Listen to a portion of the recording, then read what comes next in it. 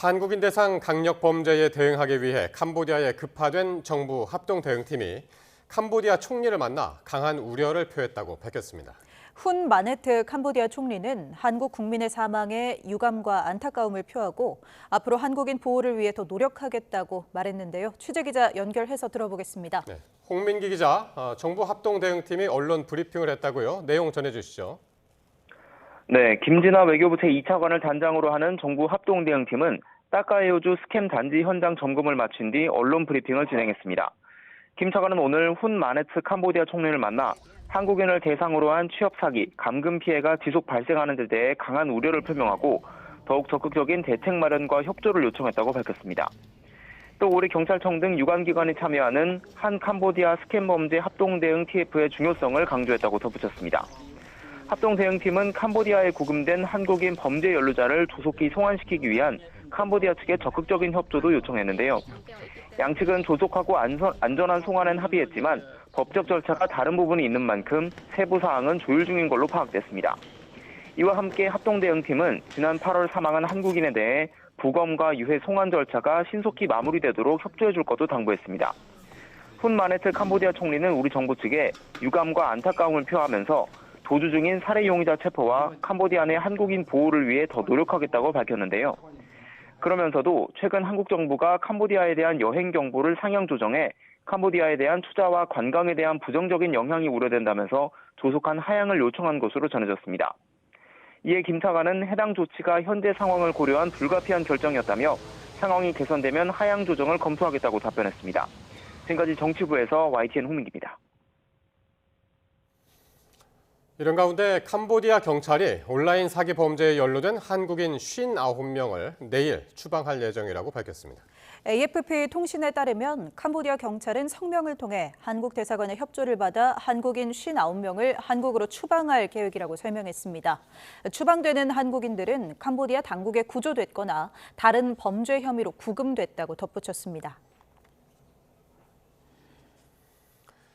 고문 끝에 숨진 한국인 대학생은 이 캄보디아에 수십 곳이 있는 것으로 추정되는 범죄단지 이 웬치에서 생활을 했는데요. YTN 취재진이 그 내부 약도를 입수했습니다. 약도에 따르면 이 범죄 단지 안에는 식당이나 마트, 병원은 물론이고 심지어 유흥업소까지 설치돼 있었습니다. 양동훈 기자가 단독 보도합니다. 캄보디아에서 숨진 한국인 대학생과 함께 같은 범죄 단지 웬치에 있었던 40대 남성은 석 달가량의 감금 생활을 기억해 약도를 남겼습니다. 보코산 3단지로 불린 산속 범죄 단지 안에는 무려 100동이 넘는 건물이 세워져 있었는데 각종 범죄가 일어나는 사무실이나 숙소 말고도 일상생활을 위한 다양한 건물들이 있었습니다. 가장 많이 보이는 건 보이스피싱이 이루어지는 사무실이었고 그 주변으로 식료품을 파는 마트와 옷이나 기계 등을 파는 각종 상점이 자리했습니다. 식당은 물론 병원과 약국까지 있어 범죄단지 밖을 나가지 않고도 일상생활이 가능했다고 합니다. 없는 게 없습니다. 그 21호라고 불렸던 청년이 의원 개념, 그냥 간단한 치료 처방만 해주는 의원도 있고요. 범죄 조직원들만 방문할 수 있는 유흥업소도 있었는데 이곳을 탈출한 남성은 심지어 매춘까지 이루어졌다고 기억했습니다. 여기에 마사지 상점과 오락실, 카지노까지 있어 외부를 나가지 않고도 장기간 생활할 수 있었다는 설명입니다. 이 같은 상점 물가는 외부보다 3배에서 5배 정도 비싼 수준으로 중국계 범죄 조직 관리자의 지시가 없이 감금된 이들이 마음대로 방문할 수는 없었습니다. 대상은 이제 중국인 불법 조직원들 대상으로 감금돼 있는 한국 사람은 못 가요. YTN 취재진을 만난 남성은 이런 범죄 단지를 조성하고 관리하는 분업화된 범죄 조직이 별도로 있었다고 말했습니다. 거대한 범죄 단지를 조성해두면 보이스피싱 등 실제 범행을 저지르는 다른 조직들이 돈을 주고 건물을 빌려 입주하는 방식이라는 겁니다. 한 달에 건물 한 개당 15,000달러를 내고 들어온답니다. 돈을 또 지불하면 원하는 인터넷 통신 환경도 다 만들어주고요. 단지를 관리하는 조직들은 마을 전체를 담벼락으로 둘러치고 무장 조직원을 통해 감시했는데 탈출을 시도하다 잡히면 처절한 응징이 이루어졌습니다. 각종 범죄를 위해 만들어진 마을인 범죄단지 웬치는 캄보디아에 적어도 수십 곳이 있는 것으로 알려졌습니다. YTN 양동훈입니다. 캄보디아 시아누쿠빌에서 취재 중인 YTN 취재진이 이 범죄단지 조직원들이 한밤을 틈타 급히 도피하는 모습을 포착했습니다. 조만간 단속이 있을 것이라는 예상에 황급히 달아나는 것으로 보입니다. 캄보디아 현지에서 정현우 기자가 보도합니다. 캄보디아 시아누크빌에 있던 YTN 취재진은 범죄단지 이른바 웬치에서 새벽 시간에 갑자기 도피 행렬이 이어진다는 소식을 들었습니다. 급하게 도착한 웬치 앞은 새벽인데도 북새통을 이루고 있습니다. 출입구에선 승합차들이 잇따라 빠져나가고 보안 요원들이 한 대 한 대 검문하기도 합니다. 줄지어 나오는 사람들은 단지 주변에 대기하던 대형 버스에 하나둘 올라탔습니다. 현지 소식통은 YTN에 조만간 단속이 있을 거란 소식이 웬치에도 전달되면서 범죄단지 조직원들이 미리 도피를 시도했던 것으로 보인다고 전했습니다. 보이스피싱 등 범행에 쓰인 장비들도 함께 빼냈을 거란 설명입니다. 그러나 새벽 사이 단속은 없었고 취재진이 오전에 다시 찾은 웬치는 평소와 비슷한 모습이었습니다. 드론을 띄워서 확인한 결과 내부에선 오토바이와 사람들이 활발하게 움직이고 있었습니다. 호실마다 가구 등 살림살이가 그대로 남아있었고 조직원으로 추정되는 사람이 방에서 움직이는 장면도 포착됐습니다. 다만 탑차가 단지에서 나오는 모습은 낮에도 계속 보여 단속에 대비하는 듯 했습니다. 이처럼 범죄 조직들이 대비하고 이동하는 시간이 충분히 주어진다면 현지 경찰 당국의 단속이 보여주기식이란 비판을 피하기 힘들 것으로 보입니다. 지금까지 캄보디아 시아누크빌에서 YTN 정현우입니다. 캄보디아의 일부 집권층이 범죄 조직과 결탁해 불법 활동을 묵인하고 있다는 비판이 커지는 가운데 이 캄보디아를 사실상 수십 년간 통치해온 훈센 가문 배후설도 제기되고 있습니다. 캄보디아 데일리는 석 달 전 캄보디아 정부의 온라인 사기 조직 단속을 전하며 근본적 문제 해결보다는 국제적 비판을 피하기 위한 조치일 뿐이라고 지적했습니다. 이어 과거에도 국제적 압박이 가해지면 유사한 단속을 벌였다며 범죄에 연루된 것으로 추정되는 고위 인사를 보호하기 위한 것이라는 사회평론가의 주장도 곁들였습니다. 이재명 대통령은 캄보디아로 유인하는 구인 광고를 삭제하는 방안을 신속히 강구하라고 지시했습니다. 사법당국은 캄보디아 관련 온라인 게시물에 대한 감시도 강화하기로 했습니다. 보도에 정인용 기자입니다. 대통령실이 이틀 연속 이른바 캄보디아 사태에 대한 범정부 차원의 조치 현황을 설명했습니다. 국민적 관심과 걱정이 크다는 이유에서였습니다. 위성락 국가안보실장이 하루 사이 진전된 내용을 직접 전하며 이재명 대통령의 지시사항까지 공개했습니다. 지금도 캄보디아로 우리 국민을 유인하는 구인 광고가 계속되고 있다며 삭제 방안을 신속히 마련하라고 주문했던 겁니다.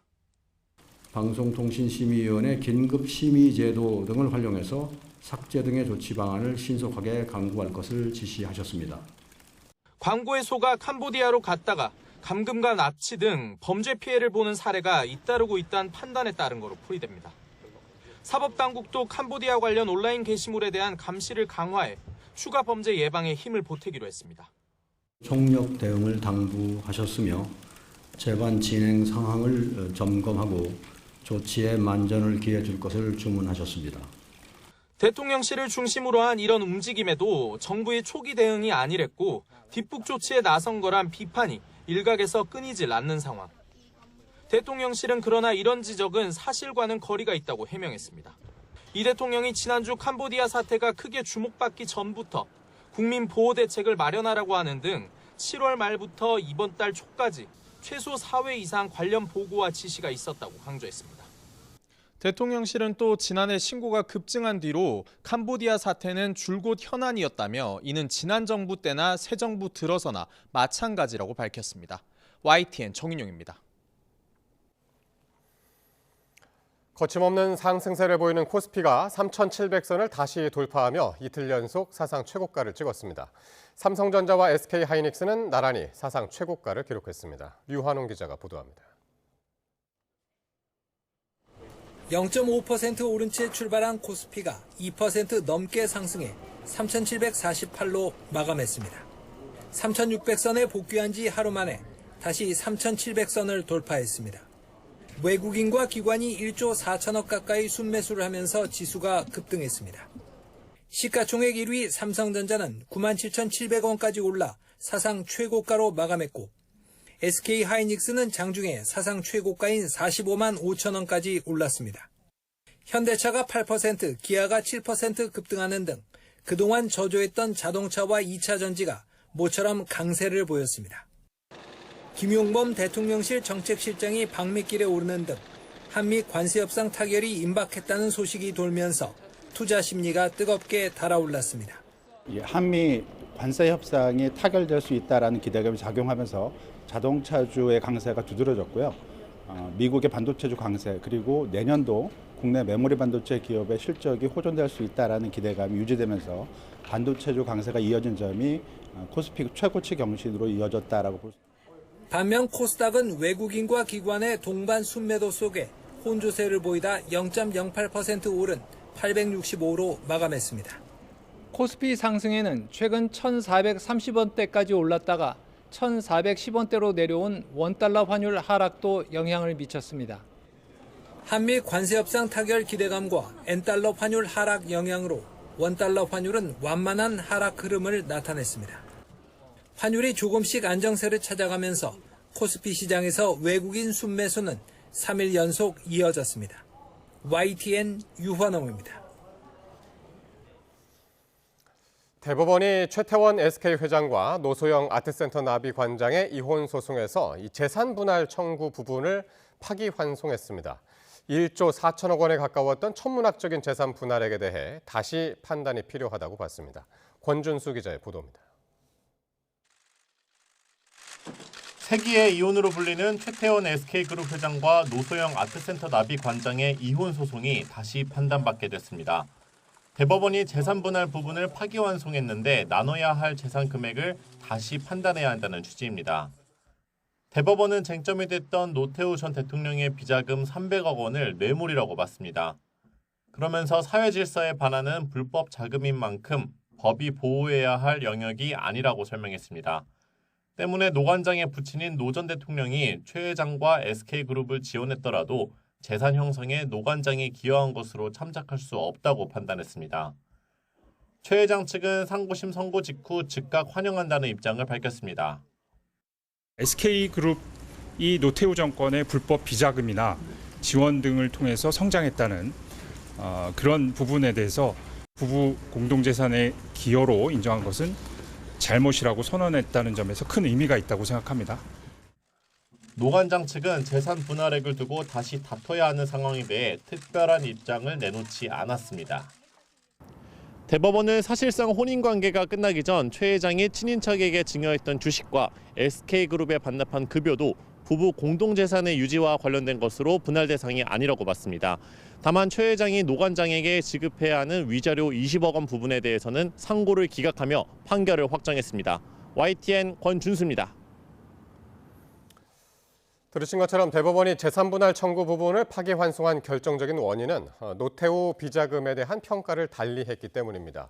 설사 비자금이 지원됐다고 하더라도 불법 자금을 재산 형성 기여 내용으로 고려하면 안 된다고 강조했습니다. 계속해서 안동준 기자입니다.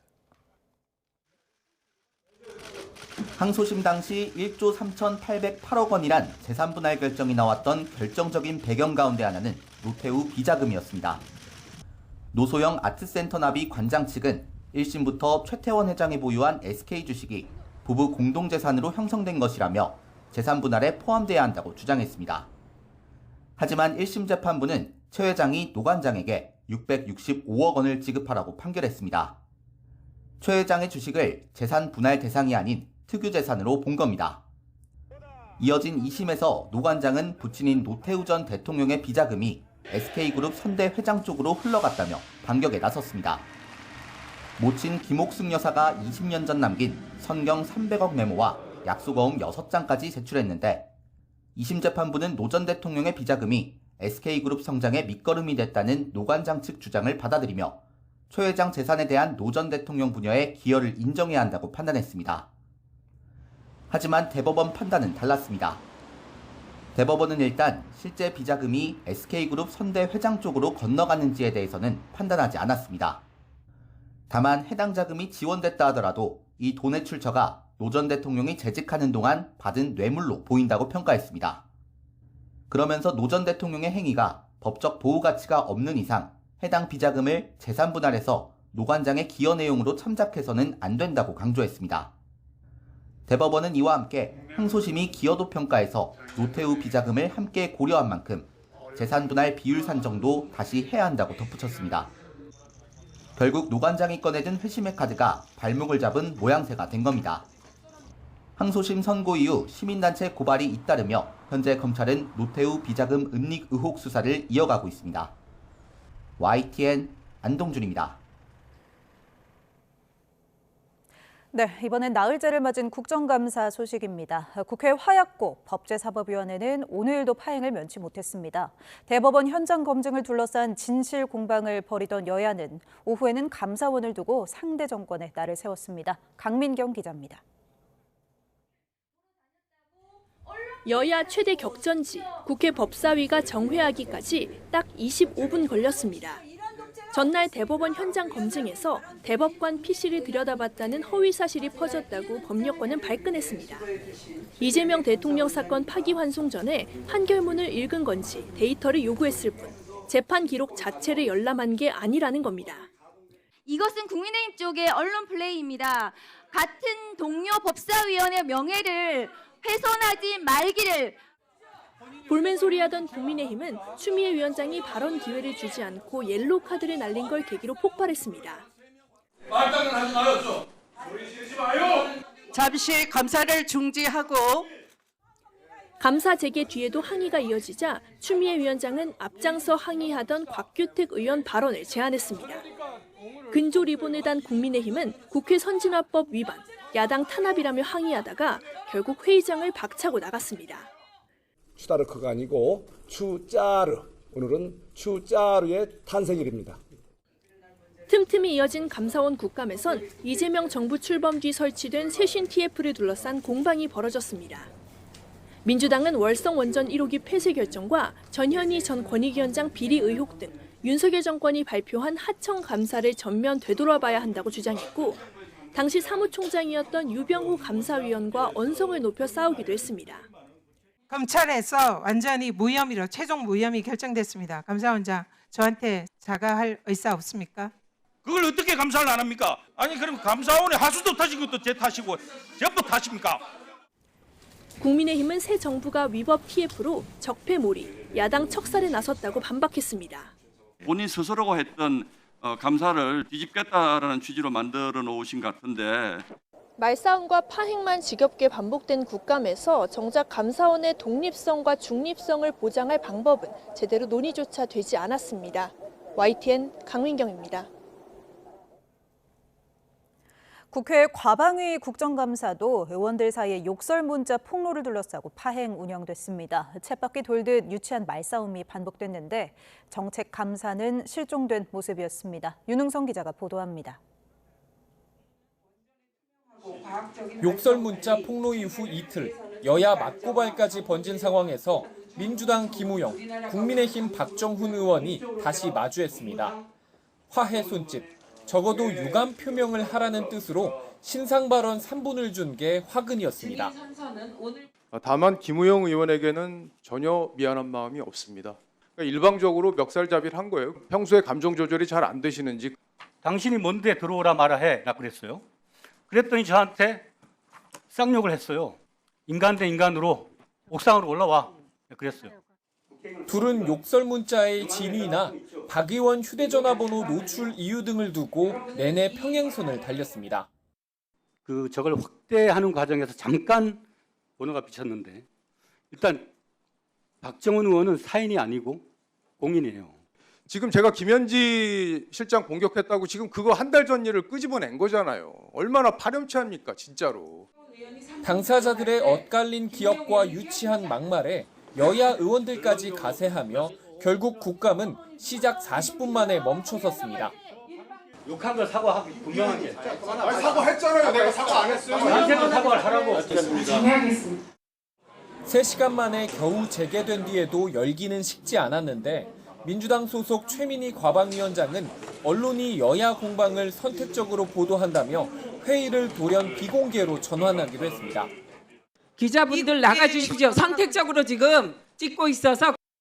취재진이 빠진 사이 두 의원은 한주먹거리다 내가 이긴다며 반말로 거친 말싸움을 이어간 것으로 전해졌지만 결국 서로 사과하면서 논란은 일단락됐습니다. 원자력안전위원회와 우주항공청 등을 대상으로 오전 10시에 시작한 국정감사는 오후 4시 반쯤에야 겨우 첫 질의를 시작했습니다. 피감기관들과는 무관한 여야의 감정적인 소모전으로 파행이 거듭되면서 국정을 감시하고 개선하는 국정감사 본래 취지와는 어긋난다는 비판을 피하기 어려워 보입니다. YTN 윤홍성입니다. 서울 동부지검 세관 마약 수사 외압 의혹 합동수사팀에 파견된 백혜룡 경정이 첫 출근길부터 검찰 수사팀을 불법단체라고 비난했습니다. 동부지검은 일체 위법성 시비가 없도록 적법 절차를 준수하고 있다고 반박했습니다. 유서현 기자입니다. 인천세관 마약수사 외압 의혹을 폭로한 당사자인 백혜룡 경정이 관련 합동수사팀이 꾸려진 서울 동부지검에 처음으로 출근했습니다. 이재명 대통령 지시로 파견돼 별도 수사팀을 이끌 예정인데 정작 백 경정은 불법단체에 출근하고 있다고 직격했습니다. 외압 의혹의 수사 대상인 검찰이 스스로 수사를 벌이는 것은 적법한 절차가 아니라는 겁니다. 구성과 과정이 위법하게 전혀 어떤 절차도 거치지 않는 불법 단체입니다. 그런 곳에 제가 지금 출근하고 있는 것입니다.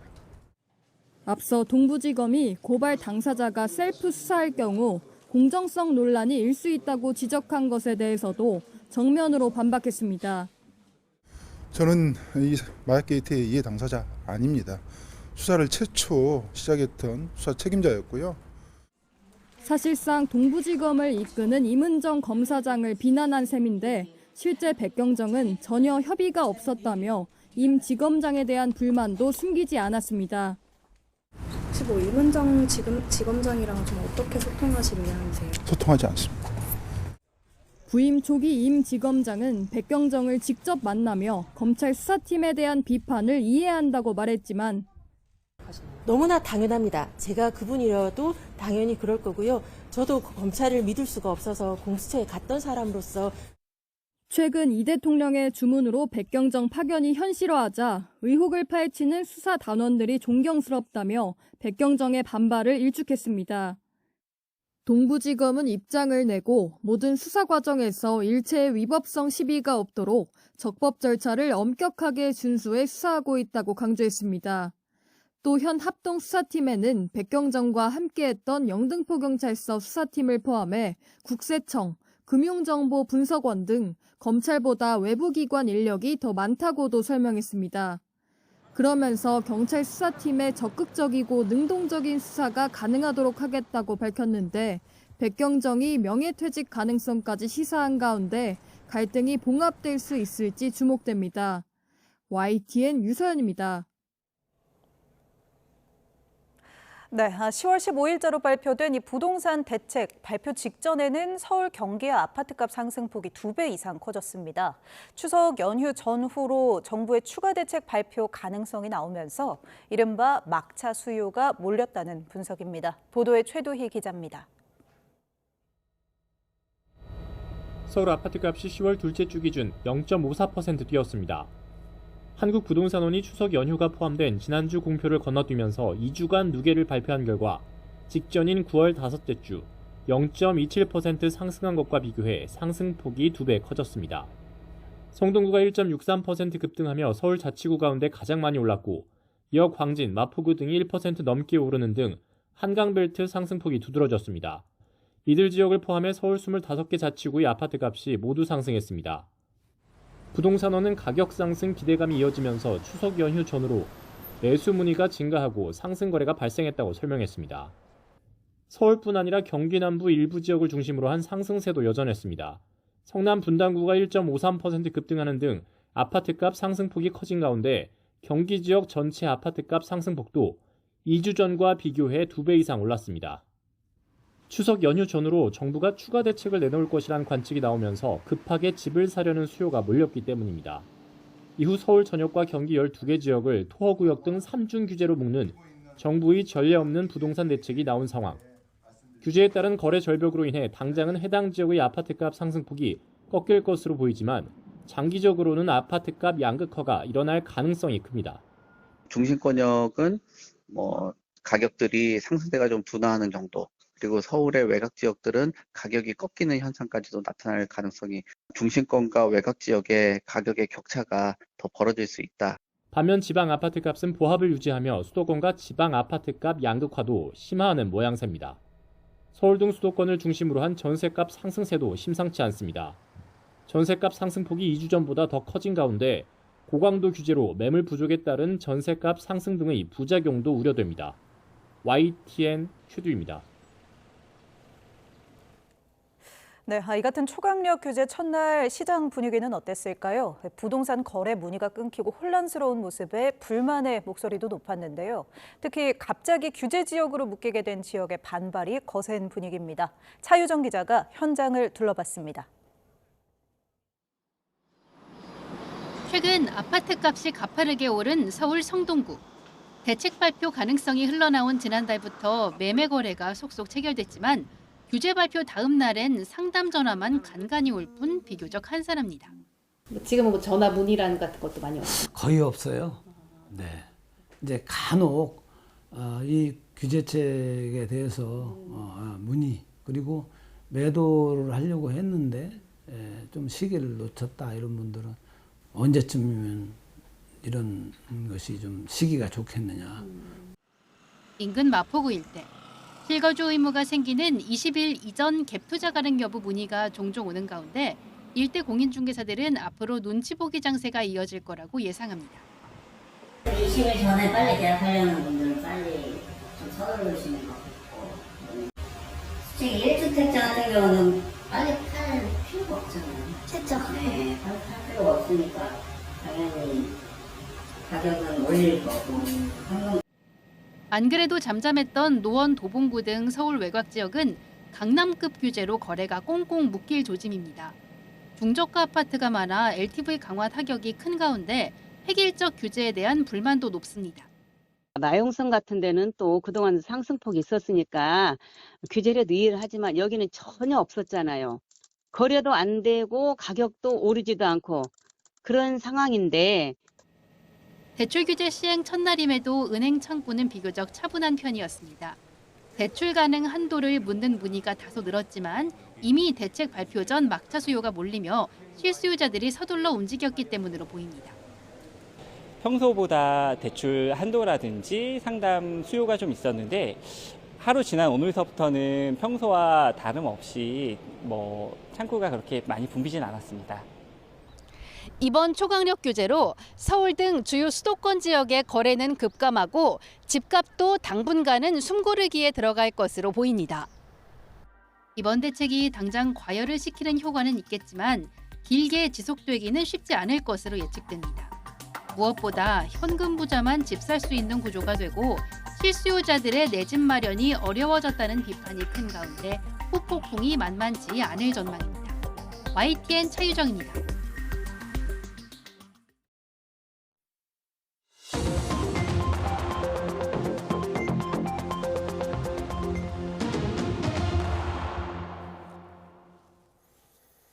정치권 관심 뉴스 살펴보는 포커스 나이트 시간입니다. 김진욱 전 더불어민주당 대변인, 장성호 전 건국대 행정대학원장 나오셨습니다. 어서 오십시오. 네, 안녕하세요. 네, 안녕하십니까. 이재명 정부가 어제 출범 4개월 만에 세 번째 부동산 대책을 내놨죠. 서울 전역과 경기도 12곳 등 해서 37곳을 투기 과열 지구 등 이른바 3중 규제 지역으로 묶고 또 금융 규제까지 강화하는 초강력 대책이었는데요. 여야의 평가가 극명하게 갈렸습니다. 여야 원내대표의 발언 들어보시겠습니다. 일각에서 아무런 근거 없이 주거 사다리 걷어찼다고 비난합니다. 투기 수요를 막은 것이지 실수요자에게 문을 닫은 게 아닙니다. 수억, 수십억의 빚을 내서 집을 사게 하는 것이 맞습니까? 빚 없이도 집을 살 수 있는 시장을 만드는 게 맞다고 저는 생각을 합니다. 서울에서 고액 월세, 반전세로 버티면서 결혼과 출산을 포기하든지 아니면 통근 시간 왕복 서너 시간을 감수하고 수도권 외곽 지역으로 나가라 둘 중 하나를 선택하라고 요구하는 듯합니다. 결과적으로 이재명 대통령은 서울의 무주택 서민들에게 서울 추방 명령을 내린 것이나 진배 없을 듯합니다. 네, 민주당은 투기 수요를 막은 것이다. 국민의힘은 무주택 서민들에게 서울 추방 명령을 내린 것이다라고 평가를 했습니다. 두 분은 어떻게 보셨습니까? 먼저 이번 정부의 부동산 대책은 아마 이제 크게 핵심적으로 요약하면은 이렇게 이야기할 수 있을 것 같습니다. 고가의 주택은 규제를 하고 저가의 주택은 현행을 유지하자. 이제 이렇게 지금 볼 수 있을 것 같은데, 일단 이런 투트랙 전략을 통해서 투기 수요하고 실수요를 좀 명확하게 좀 분리해서 접근해야 할 필요가 있다, 이런 것 같습니다. 그래서 이 정부의 정책적 의지와 고민이 이제 반영이 된 것인데요. 사실 지금 이 현재의 부동산 이 불장이라고 소위 얘기 나오는 것들을 우선적으로 좀 그 과열을 진정시키지 않으면 그럼 안 되겠다. 이것을 또 규제를 통해서 이 집값을 좀 잡아야 이 고삐 풀린 망아지처럼 계속해서 집값이 뛰었을 때 오히려 서민들이 내 집 마련의 꿈이 더 어려워질 수 있다라는 이런 고육지책 속에서 이 부분이 나왔다라는 부분을 저희가 좀 이해해 줄 필요가 있고요. 지난달에 98 그 추가 공급 대책이 발표된 게 있지 않습니까? 이 부분에 대해서 정부가 좀 더 적극적으로 차질 없이 진행될 수 있도록 해야 하고, 그리고 이제 이 장이 이렇게 단순하게 어떤 규제만 해서는 안 될 것 같고 근본적인 문제 해결의 방식을 좀 찾아야 되는데, 그 중에서도 그 합리적으로 세제 대책까지도 병행해서 마련이 돼야 어느 정도의 효과를 기대할 수 있지 않을까라는 생각을 하고 있습니다. 예, 지금 뭐 갑론을박이 많습니다만은 향후 실수요자들을 위한 고육지책이었다. 지금 이제 그런 말씀이었고, 어떻게 들으셨나요? 급할수록 돌아가라는 말이 있지 않습니까? 원리대로 하는 것이 상당히 좋다. 우리가 자본주의 국가에 살고 있기 때문에 굳이 애덤 스미스의 보이지 않는 손, 수요와 공급의 원칙을 얘기하지 않더라도 자본주의 시장에 있어서 통제 경제라는 개념이 들어가면 그것은 자본적인 질서를 무너뜨리는 그런 어떤 악영향을 가져오고, 결국은 그것이 국민적 혼란으로 이어질 수밖에 없는 것이 가장 고전적인 그런 원리로서 설명을 할 수가 있는데, 지금 문재인 정부 때 28번의 부동산 대책을 했지만 그때 당시에 서울의 집값을 2배 정도 올리지 않았습니까? 거기에다가 지금 이재명 정부 출범하고 6.27 대출 규제, 8.14 대책, 9.7 공급 대책, 그리고 어제 10월 15일 규제 대책. 이 규제 대책이라는 것은 결국은 통제식 부동산 정책을 하겠다는 그런 뜻으로 하기 때문에 결국은 뭡니까? 시장 반응이 아주 그냥 꽉 얼어붙지 않았습니까? 시장은 상당히 예민합니다. 거기에다가 매물은 줄고 대출은 또 어렵게 만들어 놓고 갈아타기도 어렵고, 그렇기 때문에 결국은 수요는 많을 수 있는데 공급이 적어지는, 그렇기 때문에 수요와 공급, 피가 돌아야만이 경제가 선순환 구조가 되는데 어느 한쪽이 막히면 경제가 무너지는 것 아니겠습니까? 그렇기 때문에 자본의 흐름이 원활하게 이루어지는 것은 결국은 통상적인 원론적인 수요와 공급의 원칙에 맞춰서 해야 되는데, 이번 대책을 보면은 결국은 집을 짓겠다는 사람은 묻고 사겠다는 사람도 막고, 그리고 팔겠다는 사람은 겁을 내는 이런 반시장적인 그런 것들을 했기 때문에 제가 처음에 얘기했듯이 문재인 정부 시즌2가 될 가능성이 상당히 크고, 이것이 연말로 갈수록 훨씬 더 위기가 상당히 강력하게 나타날 것이기 때문에 여기에서 과연 이미 이런 것들을 엊그제 발표를 했기 때문에 이것을 다시 거둬들일 수는 없지 않겠습니까? 그럼 여기에서 어떻게 될 것이냐. 추가적인 대책이 계속 나와야 될 겁니다. 계속 나오면 나오는 대로 시장의 혼란은 훨씬 더 극대화될 가능성이 크기 때문에 결국은 자본시장 전체가 흔들리는 결과를 가져올 것 같다 그렇게 생각이 듭니다. 그래서 지금 뭐 이제 보유세 얘기도 나오고 이제 뭐 그런 상황입니다만 지금 교수님 얘기는 그러니까 부동산은 자유시장 원래 이제 맡겨야지. 네. 자칫 잘못하면 과거 이제 문재인 정부 때 집값이 폭등했던 그런 전철을 다시 밟을 수 있다. 그런 우려의 말씀을 또 해주셨고요. 그런데 이런 와중에 그 김병기 원내대표가 조금 전에 들으셨습니다마는 수십억 빚을 내서 집을 사는 게 맞나? 라고 한 발언이 지금 파장을 일으키고 있습니다. 국민의힘에서는 이 김 원내대표에게 현재 거주하고 있는 잠실 재건축 아파트부터 팔라. 이렇게 얘기를 하더군요. 네. 글쎄, 이건 좀 과도한 정치적 공세이고 그리고 국민들의 감정을 자극하려고 하는 그런 정쟁에 불과하다 이렇게 볼 수밖에 없을 것 같습니다.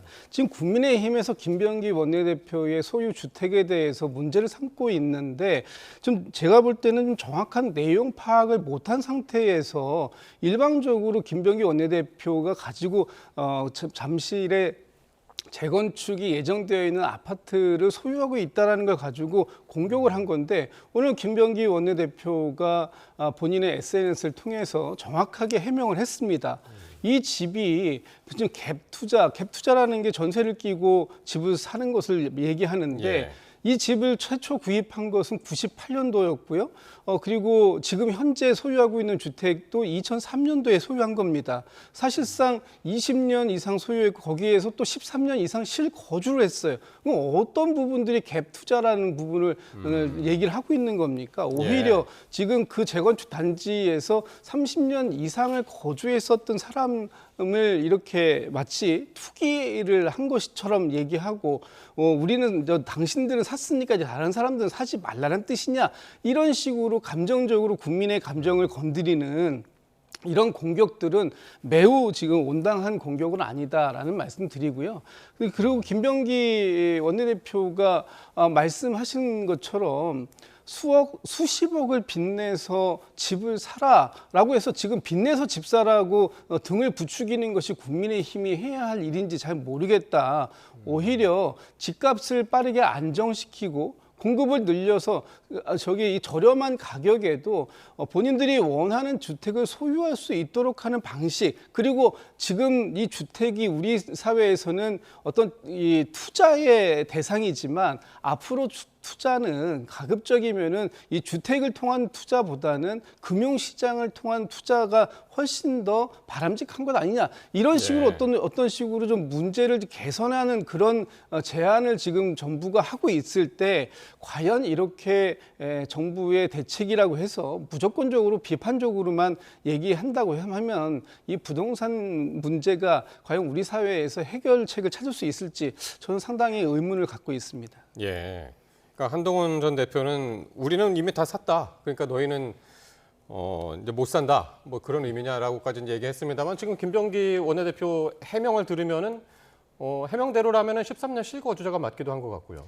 그럼에도 불구하고 이제 정치권의 유력 뭐 여당 원내대표고 그리고 국민들 누구나 다 이해할 수 있는 그런 샘플이기 때문에 국민의힘 입장에서는 그것을 예시를 들어서 국민들한테 이번 부동산 대책이 문제가 있다는 것을 설명하는 것이지 김병기 원내대표가 저런 집을 살고 있다는 그런 것을 비난하는 것은 아니라고 저는 생각이 들고 그런 차원에서 보면은 우리가 지금 2중 3중 규제 속에서 청년과 신혼부부가 선택의 여지를 아예 박탈을 지금 하고 있지 않습니까?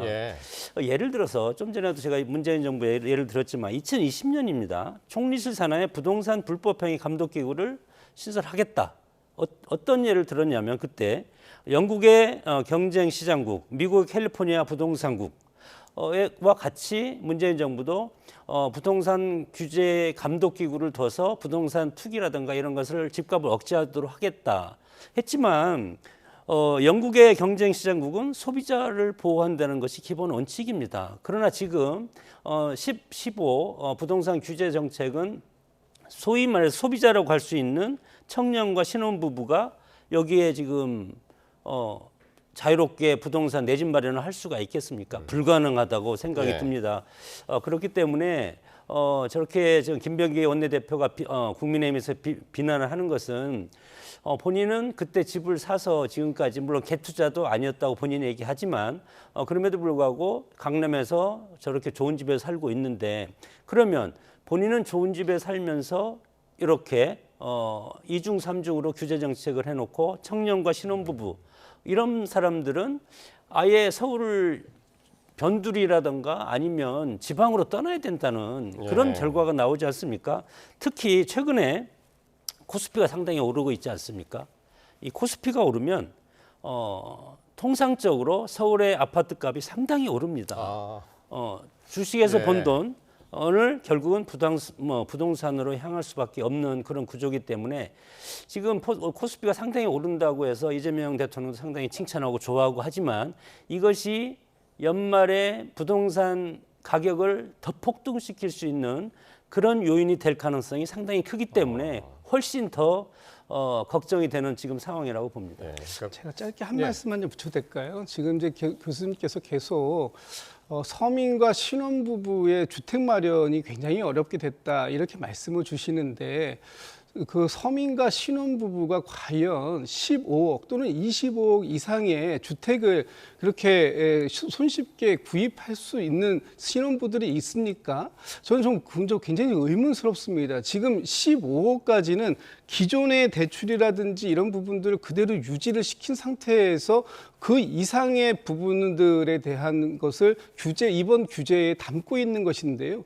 이렇게 정확하지 않은 사실을 가지고 마치 이번 부동산 대책이 모든 서민과 그 신혼부부들의 주택 마련을 완전히 박탈하고 있다. 이런 식으로 호도하시면 안 된다고 말씀을 드리는 겁니다. 아니, 호도하는 게 아니고요.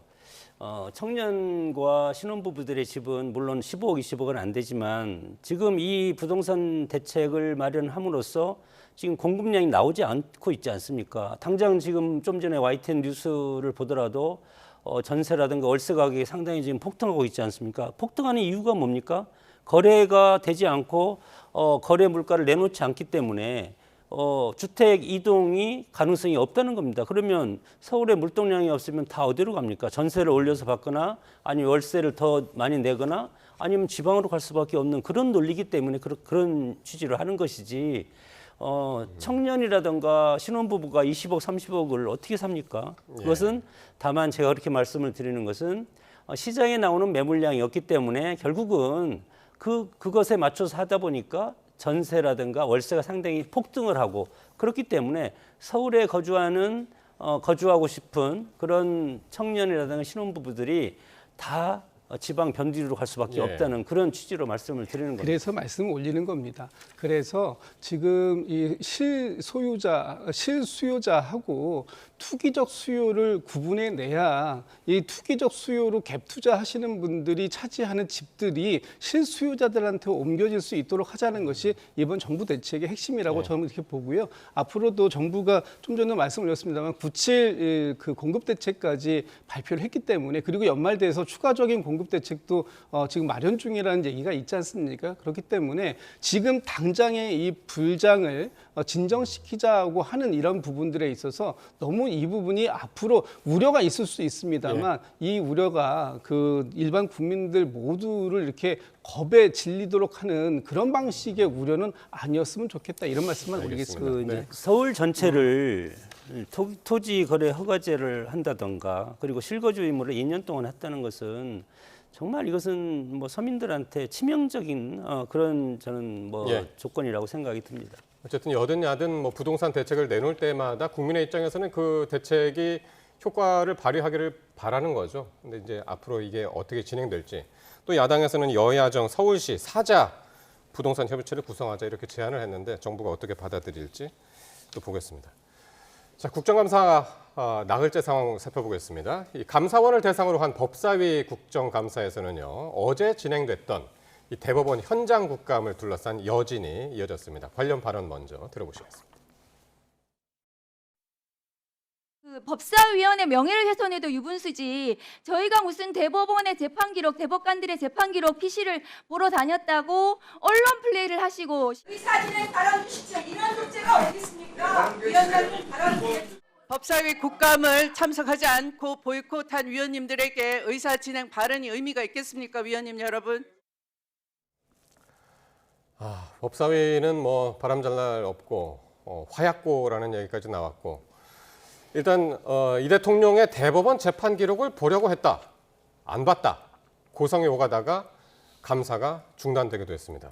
네, 어떻게 보셨나요? 재판 기록을 보려고 한 게 아니라 재판 대법관들께서 정확한 판단을 내리기 위해서 기록을 보셨는지 여부를 확인해 보자라는 겁니다. 그런데 어제 현장 감사에서 몇 가지 것들에 대한 의문이 더욱 증폭됐습니다. 예를 들면 지금 그 대법관님들께서 기록을 언제부터 보기 시작했는가라는 부분에 대해서 물었을 때 제대로 된 답변을 못했습니다. 또 서면에 대해서 7만 쪽에 가까운 이 자료를 과연 복사해서 했느냐? 아니면 이 전산으로 해가지고 봤다면 로그 기록이 있을 텐데 그런 부분들에 대해서 왜 답을 못 하시냐라고 얘기했고요. 특히 전현희 의원께서 어제 주장하신 바에 의하면 대법원은 5월 1일부터 전산 자료를 볼 수 있는 시범 법원이 되었습니다. 그러면 그 이전에 만약에 전산 자료로만 봤다고 한다면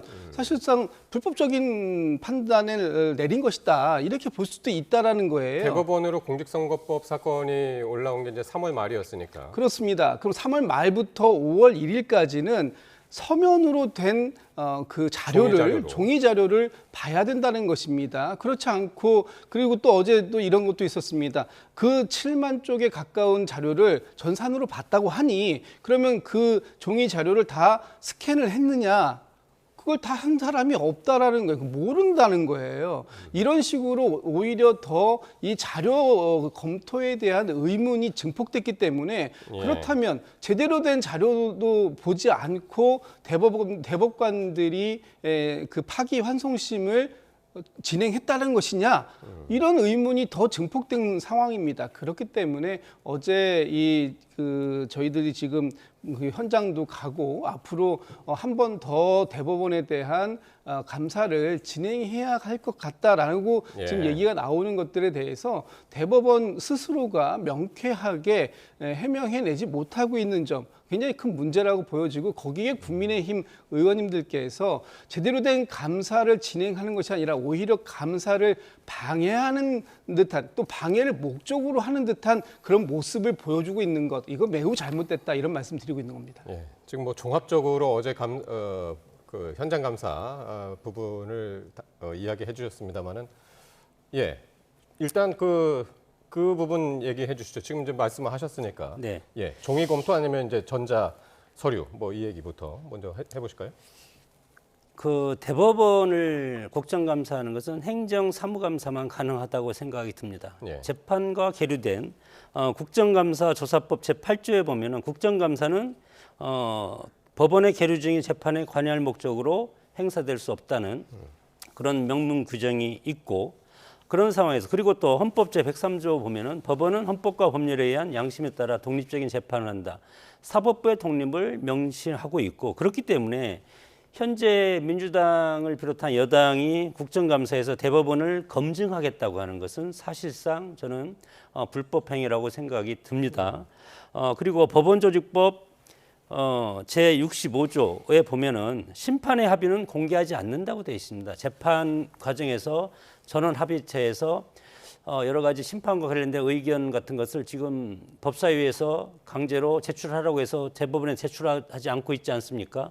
이것은 불법이기 때문에 그것을 넘겨준 사람도 저는 처벌받는다고 생각이 들고 로그 계획도 마찬가지입니다. 7만 쪽에 대한 로그 계획도 보자고 그러는데 이것도 로그도 마찬가지로 문서를 보면서 전자문서든 페이퍼든 보면서 하부 과정의 일부이기 때문에 이것도 마찬가지로 공개해서는 안 된다고 저는 뭐 법적인 해석을 보면은 그렇게 이제 할 수밖에 없는 것 같고 그리고 이제 보면은 1, 2심은 사실심, 복심이라고 합니다. 항소심은 그리고 2심, 3심은 상소, 법률심, 사후심이라고 하기 때문에 7만 쪽을 다 안 봤으면 어떻게 그 판결문을 80몇 쪽이라 되는 판결문을 쓸 수가 있겠습니까? 예.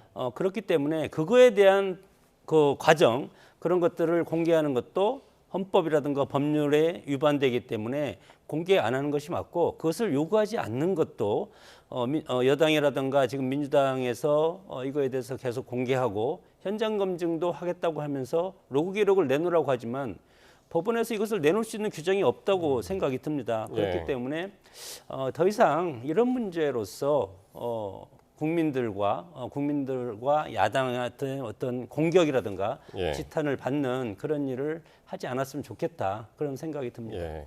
그러니까 오늘 그 논란이 조금 전에 이제 화면으로 보셨던 것은 민주당에서 이제 파기환송 판결 과정의 전산 로그 기록을 이제 확인해야겠다. 그런 이야기를 하면서 이제 현장 검증을 이야기했더니 국민의힘에서는 이제 국감 파행 선언을 하고 이제 빠졌죠. 빠진 상황에서 결국에는 뭐 현장 검증이 대법정이라든가 소법정, 대법관실을 이제 둘러보는 과정으로 이제 마무리가 됐는데 어쨌든 이런 상황에서 오늘 전자문서 얘기까지 이제 나왔고요.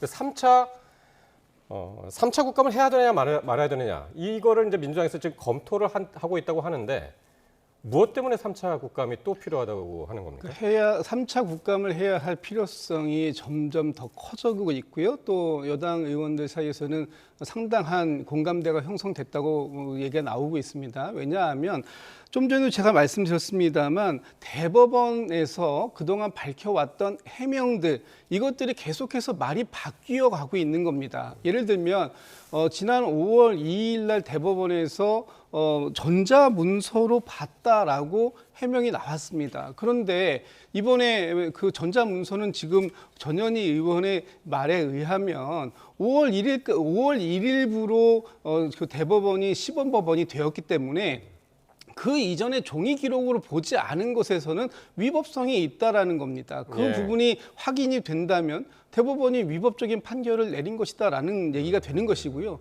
그리고 이번에 대법원이 추미애 법사위원장에게 그 제출한 답변서 뭐 80쪽이 넘는 답변서라고 하는데 거기에도 보면 관련된 내용들이 상당히 얘기가 다릅니다. 예를 들면 3월 28일 날부터 기록을 대법원으로 넘어온 3월 28일 날부터 기록을 검토했다고 하지만 실질적으로 3월 31일부터 그 자료가 열람되게끔 되어 있는 것이었고요. 4월 10일 날에 들어서서야 이 검찰이 항소 이유서를 제출합니다. 그런데 항소 이유서도 읽어보지 않고 왜 이 사건이 상소로 넘어온 것인가에 대한 이 이유도 모르고 그냥 기록부터 검토한다고요? 그래서 저희가 볼 때는 짧은 시간, 이 9일만이라는 아주 초단기간 동안에 이 주심이 선정되고 다시 소부에서 전원 합의체에서 평결에 이르기까지 9일 정도밖에 안 걸렸을 때 이분들이 실질적인 기록 검토를 제대로 하지 않고 1심의 판결문 그리고 2심의 판결문만 가지고 판단을 한 것은 아닌가. 그렇다면 이 부분에 대해서 매우 졸속적인 재판이 진행되었다라고 얘기를 안 할 수가 없는 겁니다. 이런 상황들이 지금 대법원에서 해명을 할 때마다 달라지는 것. 이것들을 듣고선 국민들이 과연 어떻게 납득할 수 있겠습니까? 그렇기 때문에 이 번갯불에 콩고 먹듯이 했던 이 상황들 이것들에 대해서 대법원의 판결이 신뢰를 가지려면 충분하게 국민들이 납득할 만한 해명을 이루어내야 된다는 것이고요. 또 저희가 계속 주장드렸던 이 윤석열 내란 재판에 대해서도 어떤 방식으로 속도를 내고 공정성을 담보해 낼 수 있을 것인가 하는 부분에 대해서도 대법원은 말씀을 이제 주셔야 된다. 그런 부분들을 더 듣기 위해서라도 3차 국감은 반드시 필요할 것 같다라는 것이 제 개인적인 생각입니다. 글쎄 대법원한테 자꾸만 이거에 대해서 너희들이 대법원이 이것에 대해서 보지 않고 그냥 억측으로서 1, 2심 판결문 몇 장만 가지고 해서 판결했다. 그렇게 얘기하라고 해도 그것을 얘기할 수가 없는 겁니다. 심판의 과정은 법원 조직 제65조에 보면 공개하지 못하도록 되어 있기 때문에 전원 합의체에 의해서 했다는 것을 법원 행정처장이 충분히 설명을 했다고 보고 대법원장이 이거에 대해서 어떻게 설명을 하겠습니까? 지금 파기환송의 주체고 그렇게 된 재판 과정에 있는 계류 중에 있는 재판에 대해서 국정감사를 할 수도 없을 뿐더러 그것에 대해서 얘기도 할 수 없는 것이 지금 뭐 법적인 측면 아니겠습니까? 그렇기 때문에 법에도 없는 것을 민주당이 다수의 어떤 의회의 어떤 권한으로 그것을 얘기한다는 것은 권한 남용이라고 저는 생각이 듭니다. 예. 3차 국감을 막연하게 하게 되면은 한 그 기관을 상대로 한 3차 국감은 초유의 일인데 예. 어떻게 진행될지 보기로 하고요. 일단 민주당에서 이제 검토를 하고 있습니다. 국회 과방위로 가보면은요, 민주당 김우영 의원하고 국민의힘 박정훈 의원 간의 문자 폭로를 둘러싼 설전이 오늘도 계속됐는데 발언 들어보시겠습니다. 김우영 의원에게는 전혀 미안한 마음이 없습니다. 김우영 의원의 그날 행동은 정말 이해할 수 없는 행동이었고 더군다나 제 전화번호까지 그대로 공개를 해서 지금 제가 개딸들의 표적이 돼서 전화를 쓰기 어려운 상황까지. 국회의원 헌법기관이에요. 명함에 전화번호 있죠. 공공연하게 자기 명함을 파서 전화번호를 유권자들한테 알립니다. 그리고 국민의 알 권리가 있어요. 야, 요거는 법사위하고 또 다른 문제죠. 요건 또 개인 문제인데. 오늘 우주항공청을 대상으로 한 국감 자리였는데 정작 우주 얘기 한마디도 못하고 일단 욕설 공방으로 해서 국감이 파행이 됐습니다. 이 모습을 지켜보신 국민들께서 좀 답답해 하셨을 것 같습니다. 그런 부분들에 대해서는 좀 송구한 마음이 일단 먼저 크고요.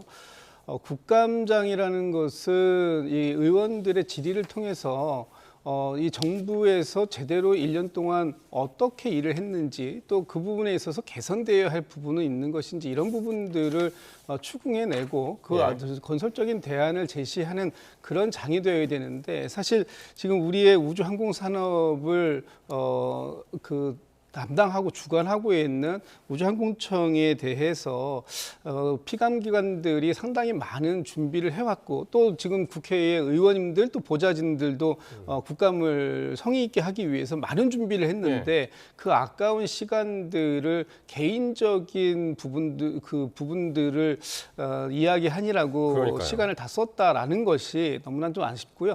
이분들이 이제 오후에 그 악수하고 서로 사과를 하신 것으로 그렇다고 그러네요. 보고 있는데 그렇다면 처음부터 좀 개인적으로 만나서 일을 좀 처리를 하시거나 아니면 최민희 위원장께서 처음에 개인 신상 발언을 통해서 이 부분을 빨리 매듭 짓고 다음 국감 일정으로 넘어가자고 했을 때 그때라도 했었어야 되는데 너무 늦었다. 그럼에도 불구하고 지금 이 두 분이 뭐 누가 잘했다 잘못했다를 따지는 건 큰 의미가 없을 것 같고요. 남은 시간이라도 제대로 된 국감을 통해서 국민들께서 궁금해하시는 부분들 그리고 정부가 더 나은 정부로 나아가기 위한 건설적인 대안들을 만들어내는데 머리를 맞대고 힘을 좀 모아주셨으면 좋겠다 이런 생각하고 그러니까 있습니다. 지금 정확하게 말씀을 짚어주신 것 같은데 진짜 국민은 관심 없습니다. 이 두 분이 어떤 욕설을 했고 어떤 문자를 나눴고 관심도 없는데 정작 이제 우주항공청에 대한 오늘 국감을 제대로 하지 못한 이 부분, 좀 대책이 필요할 것 같은데요. 어떻게 보시나요? 글쎄 뭐 대책이 필요하지만 국감이라는 것은 국회의원이 1년 동안 하는 가장 큰 행사 아니겠습니까? 그렇기 때문에 준비도 많이 하고 보좌진들도 퇴근도 못하고 숙식하면서 이렇게 치열하게 준비하는데 정작 국민들한테 비춰주는 국감장의 저런 모습은 참 우리가 반성해야 될 그런 모습이라고 생각이 들고 오늘 우주항공청 같은 경우는 과학연구개발 예산 R&D에 관련된 건 상당히 중요한 부분이 있지 않습니까? 그런 것을 하지 못하고 파행을 겪었다는 것은 국가적으로 큰 손실이라고 생각이 들고 물론 뭐 의원들 간에는 항상 뭐 서로 욕설도 하고 하지만 전 국민이 보는 이런 소중한 시간에 저런 모습은 상당히 부적절했다고 저는 생각이 듭니다. 자, 두 분 말씀 오늘 여기까지 듣겠습니다. 김진욱 전 더불어민주당 대변인, 장성호 전 건국대 행정대학원장과 함께했습니다. 고맙습니다.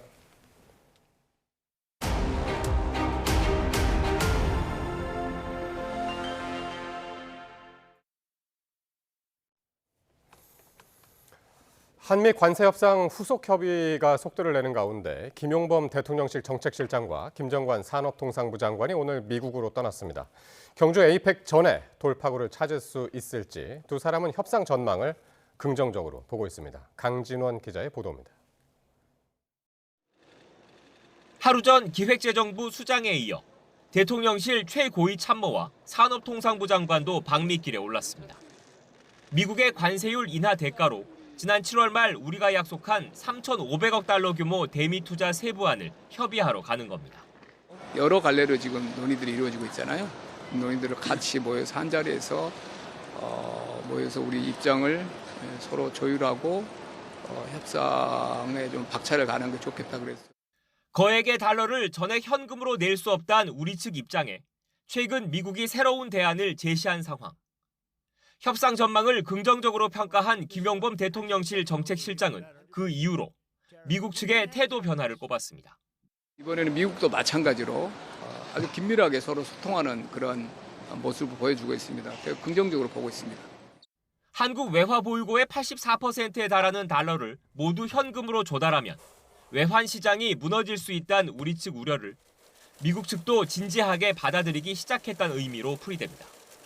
동행한 김정관 산업통상부 장관 역시 이런 분석에 힘을 실었습니다.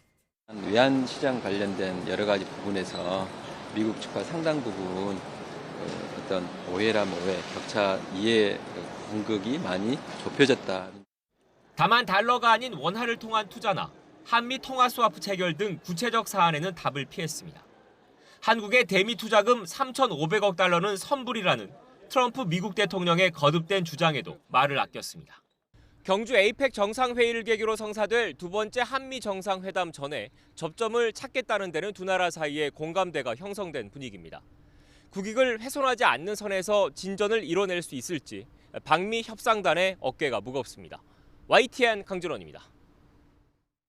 SK그룹 최태원 회장은 오늘 이혼 관련한 대법원 판결에 대해서 자신이 더 이상 할 말이 없다고 밝혔습니다. 개인사 부담에서 벗어난 최 회장은 관세 협상 측면 지원을 위해 미국 출장길에 올랐습니다. 최아영 기자가 보도합니다.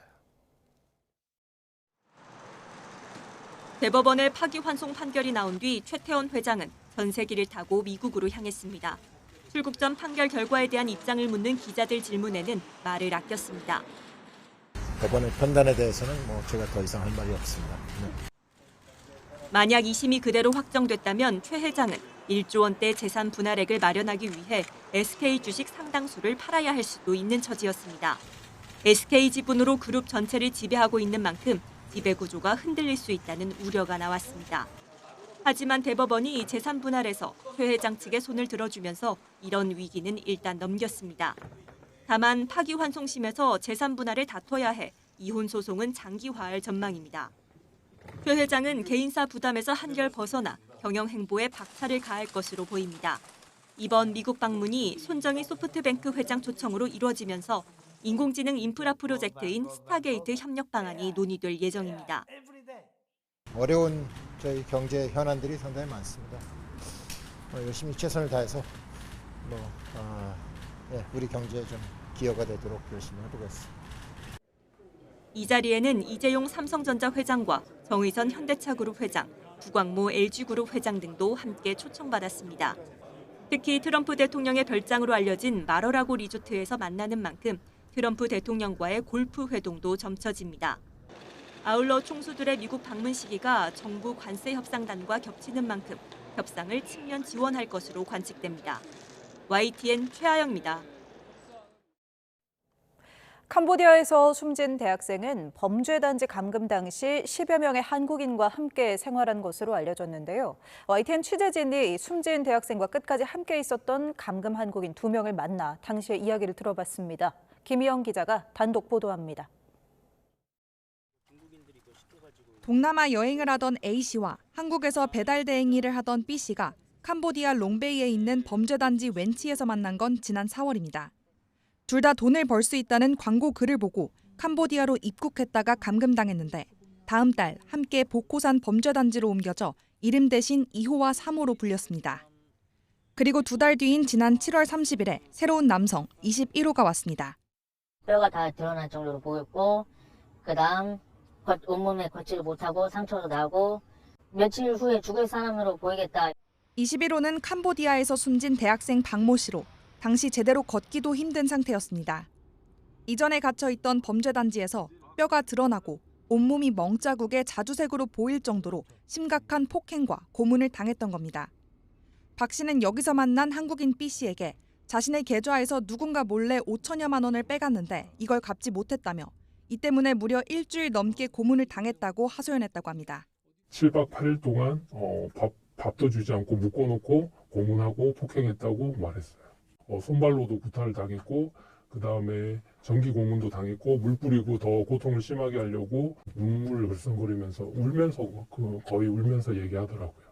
복호산 범죄단지 조직은 당시 말도 제대로 못하는 상태인 박 씨를 치료해서 일을 시키려는 생각으로 헐값에 사왔다는 게 B 씨의 설명입니다. 그분은 2,000불인가 3,000불 아주 헐값에 몸이 많이 망가졌기 때문에 약을 먹이고 회복시켜가지고 자기네들이 지시하는 일에 투입할 수 있다 생각해서 조직은 단지 안에 있는 의원에 박 씨를 한 차례 데려가 치료했지만 차도가 없자 꾀병이 아니냐며 폭행하기도 했습니다. 아프다 징징대면 이제 뺨 맞고 더 때렸습니다. 더. 밥조차 제대로 넘기지 못하던 박 씨는 계속 고통을 호소했지만 추가 치료는 받지 못했습니다. 범죄단지에 온 지 일주일쯤 지난 8월 7일 밤 쓰러진 박 씨가 눈도 제대로 뜨지 못하자 그제야 조직원들은 병원으로 옮겼습니다. 눈동자가 뒤로 뒤집어지고 흰자이 보이고 막 숨을 제대로 못 쉬고 이제 몸이 점점 몸에 힘을 못 주니까. 하지만 박 씨는 다음 날 새벽 병원으로 가는 차 안에서 끝내 숨졌습니다.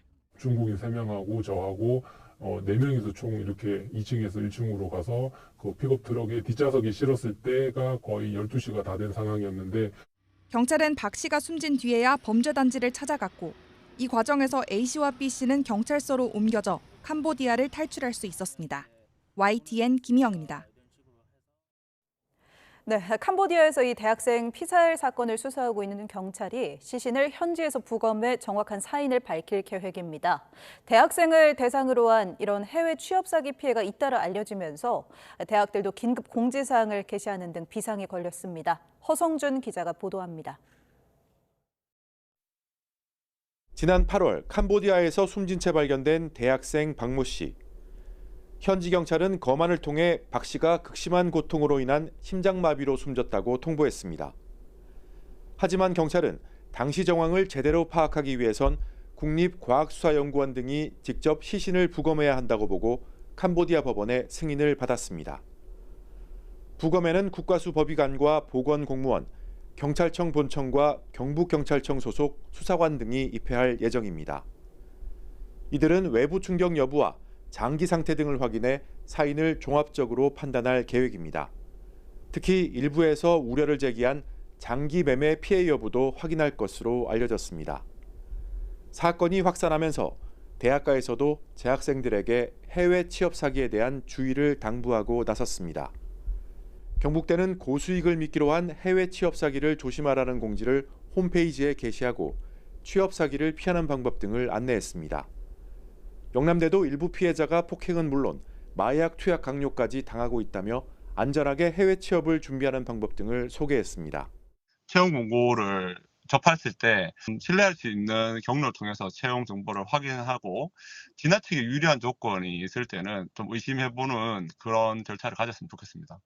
계명대는 오는 12월로 예정된 캄보디아 국외봉사 활동을 전면 취소하고 다른 국가로 변경을 추진하고 있습니다. YTN 허성준입니다.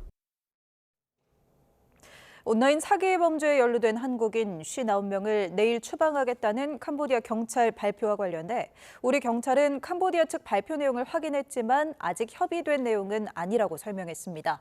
경찰 관계자는 YTN에 캄보디아 경찰 측의 한국인 추방 계획 관련 발언에 대해 경찰청도 확인했다며 이같이 밝혔습니다. 다만 이번 송환 발표는 우리 경찰과 사전 논의된 부분이 아닌 일방적 발표였다며 현지에서 캄보디아 경찰과 우리 측의 협의가 이어지고 있다고 설명했습니다.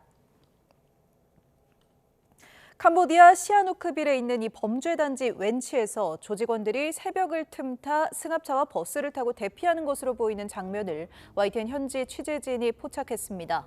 오늘 새벽 시아누크빌에 있는 대규모 웬치에서는 조직원이 탄 것으로 추정되는 승합차가 줄지어 빠져나오고 경비원들이 차량 검문을 진행하는 모습이 보였습니다. 안에서 걸어 나오는 사람들은 바깥에서 대기하던 대형 버스에 올라타 함께 이동했습니다. 현지 관계자는 당국이 조만간 단지를 단속할 것이라는 얘기가 웬치 내부에도 돌면서 미리 범죄 등에 쓰인 장비 등을 가지고 피신하려 했던 것으로 보인다고 설명했습니다. 정부는 캄보디아 내 범죄 조직이 단속을 피해 주변국으로 이동하는 이른바 풍선 효과를 우려하고 있습니다. 외교부 장관은 동남아시아 주재 공관장들과 회의를 열어 국제 공조를 통한 대응 방안을 논의했습니다. 홍선기 기자가 보도합니다. 이달 초 베트남 국경에서 숨진 한국인 여성은 장기간 호텔에 감금됐었다는 제보가 있었던 것으로 전해졌습니다. 캄보디아 범죄 조직에 연루돼 베트남을 오가다 숨진 것으로 추정됩니다. 정부는 이처럼 캄보디아 범죄 조직이 최근 베트남과 라오스 등 주변국으로 옮겨가는 경우가 늘고 있는 것으로 보고 있습니다. 이러한 상황들을 지켜봤을 때 온라인 스캠 사건이 많은 지역으로 번지고 있는 것을 확인할 수가 있습니다. 캄보디아 내의 단속이 강화되자 범죄 조직이 다른 나라로 옮겨가는 이른바 풍선 효과가 실제로 발생하고 있는 겁니다. 우리 정부는 캄보디아뿐 아니라 주변국의 우리 국민 안전에도 빨간불이 켜졌다고 보고 긴급 대책 마련에 나섰습니다. 조현 외교부 장관은 캄보디아와 베트남 등 동남아시아 5개 나라의 공관장들과 화상회의를 열고 남다른 경각심을 주문했습니다. 특히 그동안 제기된 대사관의 부실 대응을 의식한 듯 사건 사고가 일어날 경우 초동 단계부터 신속하게 대응하라고 강조했습니다. 대통령실도 동남아의 온라인 스캠 산업을 몇몇 개인의 일탈이 아닌 국경을 초월한 범죄로 규정하고 국제 공조를 강화하겠다고 밝혔습니다. 베트남, 태국 등 동남아 국가뿐 아니라 앞으로 전 세계 190개 제외 공관을 대상으로 해외 체류 우리 국민에게 피해가 갈 수 있는 유사 사례 발생 가능성이 있는지 전수조사하고 해당 국과 공조를 할 예정입니다. 대통령실은 다음 주 열리는 아세안 정상회의에서도 스캠 범죄와 관련한 합동수사 등 공조체제 필요성을 역설한다는 계획입니다. YTN 홍선기입니다. 지난 7월 있었던 내란 특검팀의 오산 공군기지 압수수색을 두고 이번에는 주한미군 측이 문제를 제기했습니다. 미국 트럼프 대통령에 이어 주한미군도 압수수색 절차에 우려를 표한 건데 특검은 미군과는 관련 없는 정당한 영장 집행이었다고 강조하고 있습니다. 신기혜 기자가 보도합니다. 주한미군이 내란 특검의 강제 수사에 정식으로 항의했습니다. 지난 7월 내란 특검이 집행한 오산 공군기지 중앙방공통제소 압수수색에 문제가 있다는 내용의 서한을 최근 우리 정부에 보낸 겁니다. 주한미군 측은 서한에서 주한미군 지휘협정 소파에 따라 특검이 압수수색 전 미군과 협의를 거쳤어야 한다며 우리 정부에 설명을 요구한 거로 알려졌습니다. 주한미군의 서한 발송 사실이 알려지자마자 내란 특검은 진화에 나섰습니다. 모든 절차가 우리 군의 협조 아래 이루어졌고 미군과는 관계가 없었단 걸 여러 차례 강조한 겁니다. 박지영 특검보는 압수수색 당시 출입 승인권을 가진 한국군의 사전 승인을 받은 뒤 한국군이 사용 관리하는 장소에 들어갔다고 설명했습니다. 또 정당한 영장을 근거로 한국군 책임자의 승낙 아래 한국군의 자산으로 수집한 자료를 한국군의 검토 이후에 제출받았다며 다른 장소에서는 전혀 수색이 이뤄지지 않았다고 밝혔습니다. 특검의 오산기지 압수수색을 둘러싼 논란은 이번이 처음이 아닙니다. 지난 8월 미국 트럼프 대통령이 한미 정상회담을 앞두고 한국 정부가 미군 기지에 들어가 정보를 빼냈다며 SNS에 글을 올린 겁니다. 당시에도 특검은 미군과는 관련 없는 압수수색이었다며 곧장 해명했고 이재명 대통령까지 나서서 미군을 겨냥한 수사가 아니었다고 설명한 뒤에야 트럼프 대통령은 한 발 물러섰습니다. 미군과 얽힌 강제 수사의 여진이 몇 달째 계속되는 모양새인데 특검은 군이 작전을 수행하는 데 있어 위축되지 않도록 외환 의혹 수사를 이어가고 있다고 강조했습니다. YTN 신기혜입니다. 특검이 양평 고속도로 특혜 의혹과 관련해 윤 전 대통령 인수위원회에 파견됐던 국토교통부 공무원을 피의자로 입건하고 강제 수사에 나섰습니다. 김건희 특검팀은 오늘 세종시 국토부 미래전략 담당관실 등 김모 과장의 전, 현 근무지와 주거지 등 3곳을 압수수색했습니다. 앞서 특검은 사업 실무를 맡은 국토부 김모 서기관으로부터 윤석열 대통령직 인수위원회 파견 공무원이 고속도로 종점을 강상면으로 검토하라고 지시했다는 진술을 확보한 것으로 전해졌습니다. 정부가 발표한 11호 부동산 대책을 두고 민주당은 철통 엄호에 나섰지만 속내는 복잡한 모습입니다. 국민의힘은 여야와 정부, 여기에 서울시까지 참여하는 협의체 구성을 제안했습니다. 김다연 기자가 보도합니다. 이재명 정부에서 내놓은 3번째 부동산 대책에 민주당도 일단은 보조를 맞추고 있습니다. 수십억씩 빚을 내서 집을 사는 게 당연해져서는 안 된다며 실수요자와 청년 숨통이 트이길 기대한다고 밝혔습니다. 일각에서 아무런 근거 없이 주거 사다리 걷어찼다고 비난합니다. 투기 수요를 막은 것이지 실수요자에게 문을 닫은 게 아닙니다. 그러면서도 말끝마다 보육지책, 최후의 수단이란 단어를 붙이며 불가피한 조치란 점을 강조했는데 내년 지방선거에 미칠 파장을 우려한 거란 해석입니다. 규제 지역으로 묶인 수도권 의원들의 소가리도 읽힙니다. 제 지역구라든지 강남 지역이라든지 반발하는 그런 일부 움직임도 있지만 정부가 최후의 수단으로 보육지책으로 내놓은 국민의힘은 서울 추방 명령이라고 표현하며 서울에서 월세로 살면서 미래를 포기하거나 수도권 외곽으로 가서 서너 시간 왔다 갔다 하라는 선택지뿐이라고 지적했습니다. 민주당이 사면 실소유주고 국민이 하면 투기냐, 억울하면 부자 되라는 거냐 등 비판이 나왔는데 서울 송파구의 재건축 아파트를 보유한 민주당 김병기 원내대표를 향해 화살을 돌렸습니다. 청년 신혼부부 맞벌이 실수요자는 자금 조달이 사실상 막히고 결국 현금 부자만 웃는 구조가 되었습니다. 이념을 떠나서 여야와 정부, 여기에 서울시까지 머리를 맞대 공급책을 마련해보자는 제안도 나왔습니다. 더불어민주당과 국민의힘, 국토교통부, 서울시가 함께 참여하는 여야 정서 사자 부동산 협의체를 구성합시다. 부동산 대책은 내년 지방선거 승패를 좌우할 핵심 정책입니다. 여당은 정권과 민심 사이 줄타기에 야당은 총공세에 집중할 거로 보입니다. YTN 김다연입니다. 30년 전 한중 수교를 이끈 노태우 전 대통령의 장남인 노재헌 신임 주중대사가 부임했습니다. 장장 9달 동안 이어진 대사 공백 해소와 한중 관계 회복 등 쌓여있는 과제가 많습니다. 베이징 강정규 특파원입니다. 노재헌 신임 주중대사가 중국 베이징 수도공항 귀빈 입구로 들어섭니다. 지난 1월 말 전임 정재호 대사의 귀임 이후 장장 9달 동안 비어있던 임지에 도착한 겁니다. 부임 일성으론 세계 정세 변화 속에 한중 관계 도약에 막중한 책임감을 느낀다고 말했습니다. 국제질서가 엄중한 변화의 시기 또 우리 한중 관계도 여러 가지 전환점에 맞아서 막중한 책임감을 느끼고요. 마중 나온 중국 측 인사들과 환담을 마친 노 대사는 대사관으로 이동해 취임식을 치렀습니다. 조만간 이재명 대통령에게 받은 신임장 사본을 중국 외교부에 제출한 뒤 공식 임무에 들어갑니다. 경주 에이펙 정상회의 계기 시진핑 주석의 방한을 비롯해 굵직한 현안들이 쌓여 있습니다. 에이펙이 한 보름 남았죠. 11년 만에 시 주석의 방한은 우리에게 굉장히 큰 기회로 또 다가올 것 같고요. 부임 직전 격화된 미중 고래 싸움 속에 우리 기업에 처음 불똥이 튄 것도 풀어야 할 숙제입니다.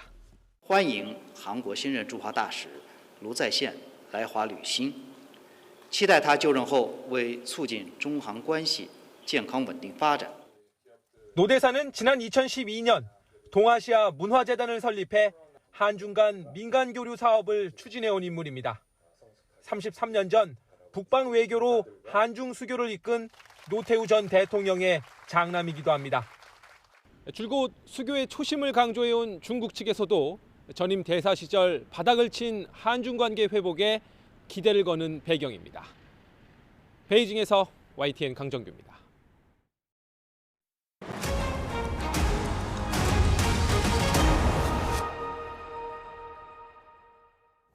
경기 의정부시에서 하천에 빠진 중학생이 실종되면서 소방이 연일 수색 작업을 이어가고 있는데요. 그런데 같은 장소에서 이 실종 학생을 포함한 학생들이 폭행을 당했다는 신고에 경찰이 실종과 학교 폭력과의 연관성을 조사하고 있습니다. 윤태인 기자의 보도입니다. 하천변에서 소방대원들이 보트를 들고 하천으로 옮깁니다. 짐을 담은 뒤에는 하천을 따라 이동하며 주위를 살핍니다. 지난 13일 5시 반쯤 경기 의정부에 있는 중랑천에 10대 중학생이 빠져 실종되면서 소방과 경찰이 수색을 이어가고 있습니다. 그런데 실종 사고 발생 나흘 전인 지난 9일 같은 장소에서 학생들을 대상으로 폭행이 이뤄졌다는 신고가 경찰에 접수됐습니다. 상급생 1명이 다른 학생 5명을 폭행하고 있다는 내용이었는데 가해 학생은 피해 학생들에게 너구리를 찾으라거나 상의를 벗고 하천에 뛰어들라는 등의 강요를 한 것으로 전해졌습니다. 경찰 조사 결과 피해 학생들 가운데 3명이 이번 실종 사고 현장에 있었던 것으로 확인됐습니다. 이 가운데 2명이 물에 빠졌던 건데 1명은 무사히 구조됐지만 다른 1명은 여전히 실종된 상태입니다. 중학교 1학년 3명 친구들이 하천 징검다리에서 건너가는 중 이동 중에 금리에 휩쓸려서 경찰은 실종 사고 당시 가해 학생은 현장에 없었다면서도 학폭 피해 사건과의 연관성도 염두에 두고 조만간 가해 학생 등을 불러 조사할 방침입니다. 또 실종 사고 당시 현장에 있던 학생들을 상대로도 하천에 간 이유 등을 파악할 계획입니다. YTN 윤태인입니다. 오늘 아침 이 유튜브 애플리케이션에 1시간가량 오류가 발생했습니다. 우리나라뿐 아니라 미국, 유럽 등 전 세계적인 서비스 일시 중단이었는데 구글 코리아는 정부의 신고도 늦게 한 걸로 확인됐습니다. 장하영 기자입니다. 유튜브 서비스에 문제가 생긴 건 오전 8시 17분쯤부터입니다. 동영상을 재생시키자 오프라인 상태라며 연결 상태를 확인하란 메시지가 뜹니다. 라이브 스트리밍이 안 되는 경우, 1, 2초 구간만 반복되는 경우, 광고 동영상만 정상으로 노출되고 주요 영상은 검은 화면이 뜬 사례도 있었습니다. 모바일과 PC 모두에서 비슷한 증상을 보였는데 유튜브 앱뿐만 아니라 유튜브 뮤직과 유튜브 TV 서비스도 잘 작동되지 않았습니다. 해외에서도 접속 오류로 한바탕 소동이 빚어졌습니다. 미국에서만 100만 건 넘는 신고가 집계됐고 유럽과 호주, 인도 등 전 세계에서 유튜브 접속이 안 된다는 사용자들의 불만이 폭주했습니다. 구글은 소셜미디어 X 공식 계정을 통해 문제를 고치고 있다고 밝혔고 먹통이 된 지 1시간여 만에 모두 해결했다는 글을 올렸습니다. 하지만 우리 정부에는 오류 발생 44분 만인 9시 1분쯤 첫 보고를 한 걸로 확인됐습니다. 이는 대형 플랫폼 사업자 7곳의 경우 오류 러닝타임 30분이 흐른 뒤 10분 안에 과학기술정보통신부에 보고해야 한다는 지침을 어긴 겁니다. 구글은 스팸 방지 시스템을 변경하다 일시적으로 너무 많은 실제 이용자 요청을 차단했다며 해당 변경 사항을 되돌렸다고 설명했습니다. YTN 장하영입니다. KT 무단 소액 결제에 사용된 걸로 추정되는 불법 기지국 아이디 20여 개가 추가 발견됐습니다. KT 해킹 사건 민관 합동조사단은 KT가 범행에 쓰인 것으로 파악한 기지국 아이디 4개 외에도 20여 개의 불법 기지국 아이디를 추가로 발견한 걸로 전해졌습니다. 또 무단 소액 결제를 당한 피해자도 10명 이내로 추가 확인돼 수가 늘었습니다. 수원지방법원 안양지원은 휴대전화 수리를 맡긴 90대 노인의 개인정보를 이용해 수억 원을 챙긴 혐의로 구속 기소된 30대 대리점 직원 A씨에게 징역 2년을 선고했습니다. 재판부는 피해 회복을 위해 별다른 노력을 하지 않았고 피해자로부터 용서받지도 못했다며 양형 이유를 설명했습니다. A씨는 지난해 4월부터 9개월 동안 경기 군포시에 있는 휴대전화 대리점에서 판매 직원으로 일하며 90대 고객의 휴대전화에 설치된 은행 애플리케이션 어플리케이션을 이용해 돈을 무단 이체하는 등 2억 원가량을 가로챈 혐의를 받습니다. A씨는 피해자 명의로 카드 대출을 받기도 했는데 피해자가 고장 수리를 위해 맡긴 휴대전화를 이용해 범행한 것으로 파악됐습니다. 정부가 뇌사자 외에 연명의료를 중단해 심장사한 경우에도 장기를 기증할 수 있게 하는 방안을 추진합니다. 장기 이식 대기자에 비해 뇌사 기증자가 한정적인 불균형을 줄이기 위한 건데 오는 2027년을 제도화 목표로 제시했습니다. 권민석 기자입니다. 국내 장기 이식은 전적으로 뇌사자에게 의존하고 있습니다. 또 본인이 장기 이식을 희망했더라도 가족이 거부하면 무산되는데 뇌는 죽었지만 아직 심장은 뛰는 환자의 장기 적출을 가족이 선뜻 동의하기도 쉽지 않습니다. 장기 기증이 누군가의 죽음에서 끝나는 게 아니라 또 다른 누군가의 삶으로 이어지는 그 특별한 연결이라고 생각을 한단 말이에요.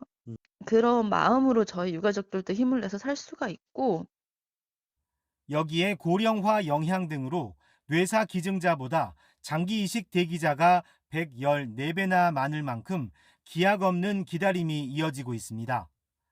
이런 현실을 타개하기 위해 정부가 장기 기증 대상 확대를 추진하기로 했습니다. 뇌사자 외에 연명 치료 중단을 바라는 환자가 장기 기증을 희망하는 경우 인공호흡기 등을 제거하고 혈액순환이 완전히 멈춰 심장사하면 장기를 떼어내 이식할 수 있게 하는 겁니다.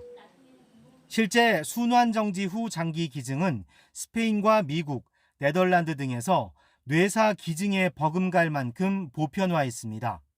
5분 비접촉 기간을 거쳐서 그 이후에도 심장이 다시 재박동이 되지 않으면은 심장사로 인정을 하고 그다음에 이제 장기 적출을 진행을 하게 되겠습니다.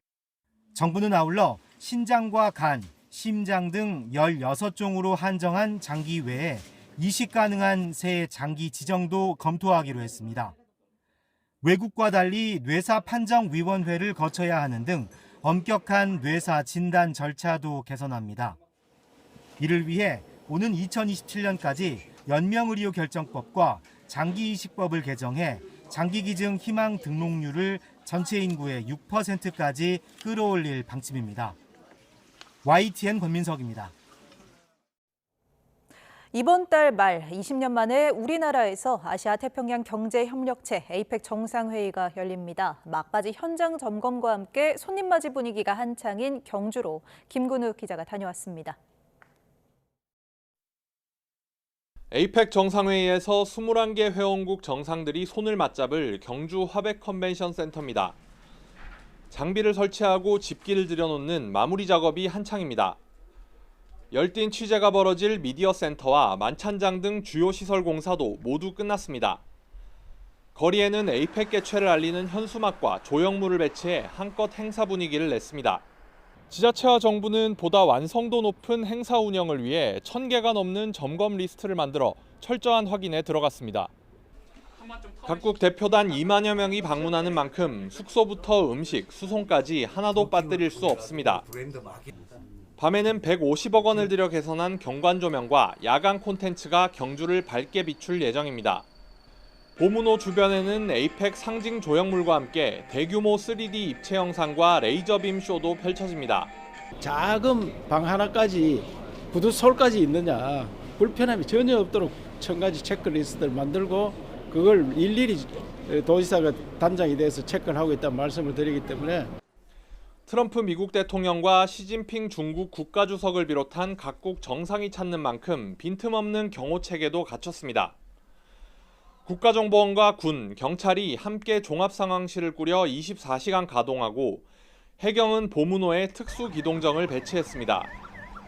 경상북도와 APEC 준비지원단은 각국 정상의 이동 경로나 행사 진행 과정에 문제가 없도록 마지막까지 점검을 이어갈 계획입니다.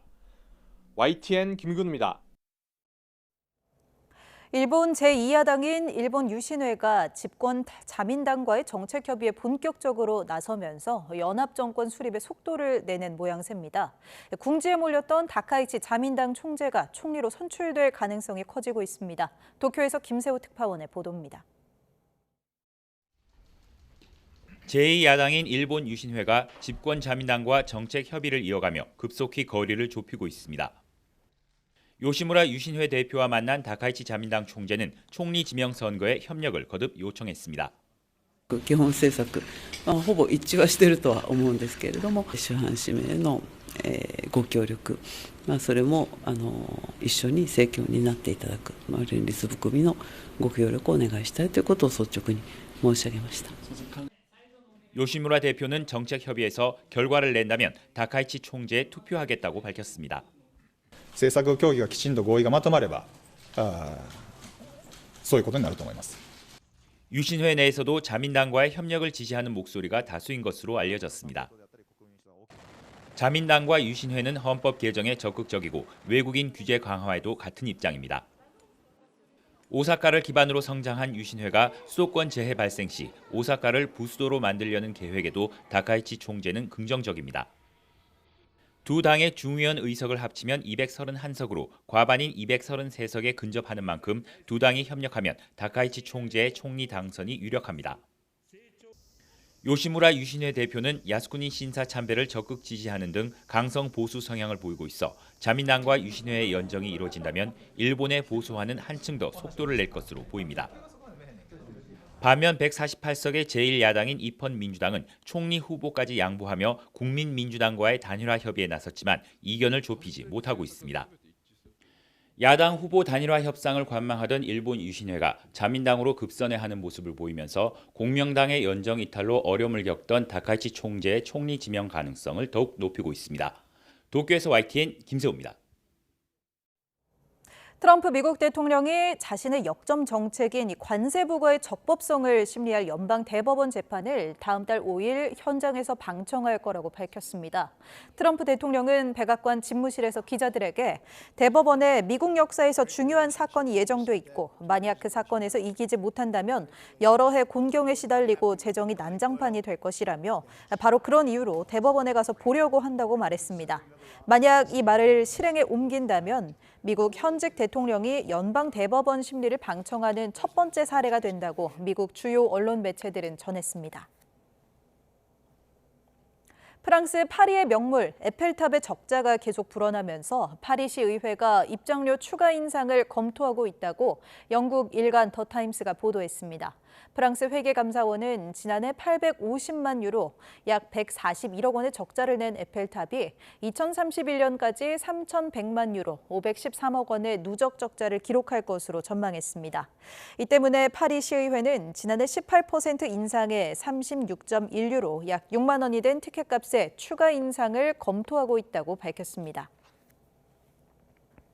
한국소비자원이 시중에 판매 중인 핸디형 피부 관리기 10개 제품을 조사한 결과 대부분 안전 기준을 충족했지만 일부 제품은 과도한 자극이 발생할 우려가 있다고 밝혔습니다. 중국산인 케어클 CLB 콜라겐 부스터 제품은 EMS와 고주파 기능이 동시에 작동하면서 주파수가 높아져 사용 중 뜨거움이나 통증을 느낄 수 있는 것으로 조사됐습니다. 또 펄케어 뉴소닉 마사지기 등 7개 제품은 의료기기로 허가받지 않았음에도 주름 개선이나 리프팅, 세포 재생 등 의료기기로 오인할 수 있는 표시와 광고를 한 것으로 드러났습니다.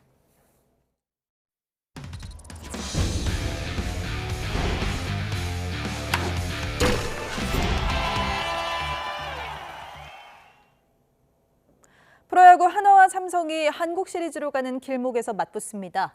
최강의 원투펀치, 폰세와 와이스가 차례로 나서는 한화는 홈에서 2연승을 자신하고 있고 삼성은 준 플레이오프 때처럼 원정에서 한 번만 이겨도 3차전부터는 승산이 있다는 계산입니다. 이경재 기자입니다. 프로야구 최고의 팬덤을 자랑하는 한화와 삼성이 2007년 준 플레이오프 이후 18년 만에 다시 가을 야구에서 만납니다. 아깝게 정규리그 1위를 놓친 한화는 아쉬움을 딛고 추석 연휴에도 훈련과 휴식을 병행하며 대전에서의 결전을 준비해왔습니다. 4번의 연습 경기를 통해 실전 감각을 유지하는 데도 집중했습니다. 홈 1, 2차전 선발은 10개 팀 최강의 원투펀치인 폰세와 와이즈. 한화는 내심 2경기를 모두 잡고 4차전 이내에 승부를 끝내겠다는 계산입니다. You can't get to the Korean series or have a chance at winning the championship if you don't take care of the first series. Samsung is a really good team. They've won the last 2 playoff series that they've had. 이미 가을 야구 6경기를 치른 삼성은 체력은 많이 썼지만 기세만큼은 하늘을 찌릅니다. 선발 투수들이 모두 제 몫을 해줬고 기다렸던 디아즈의 홈런포도 준 플레이오프 마지막 경기에서 터졌습니다. 가라비토와 최원태가 나서는 원정 1, 2차전에서 한 경기만 잡아도 원태인과 후라도가 버티는 홈 3, 4차전에선 오히려 승산이 높다고 기대하고 있습니다. SSG와의 준 플레이오프 때와 같은 시나리오입니다. At bat by at bat, so we don't try to do much. We don't try to be crazy to try to hit home on every pitch. So I think for us, try to put the ball in play and try to play a small baseball. 하나와 삼성의 정규리그 전적은 똑같이 8승 8패. 1차전 선발인 폰세와 가르비토의 상대 평균 자책점도 모두 0입니다. 역대 5전 삼성제의 준 플레이오프에서 4위가 3위를 꺾고 올라온 10번의 기회에서 한국 시리즈까지 진출한 건 2번에 불과합니다. YTN 이경재입니다. 내년 북중미 월드컵 본선을 준비하는 축구대표팀이 11월 A매치 2번째 상대로 아프리카 가나를 확정했습니다. 축구대표팀은 11월 A매치 첫 상대로 14일 남미 볼리비아와 경기를 갖고 18일에는 아프리카 가나와 맞붙습니다. 배구 여제 김연경 선수의 은퇴 이후 처음으로 개막하는 여자 배구 프로팀들이 저마다 우승을 향한 강한 의지를 다졌습니다. IBK 기업은행을 이끄는 김호철 감독은 2025-2026 시즌 V리그 개막 미디어데이에 참석해 가장 중요한 것은 초심이라며 욕심보다는 기본에 충실하겠다고 말했습니다. 김연경이 없는 흥국생명을 새롭게 맡은 요시하라 도모코 감독은 팀을 계속 성장시키고 있고 더 나아질 수 있게 하겠다며 각오를 전했습니다. 절대 강자가 없는 올 시즌 여자 배구는 IBK 기업은행과 도로공사가 강팀으로 분류되면서 2강 5중이라는 평가가 나옵니다. 배드민턴 세계 랭킹 1위 안세영이 세계 배드민턴 연맹 선수위원으로 선임됐습니다. 세계 배드민턴 연맹은 내년부터 2029년까지 활동할 신임 선수위원 명단을 공식 발표하면서 우리나라 안세영을 포함했습니다.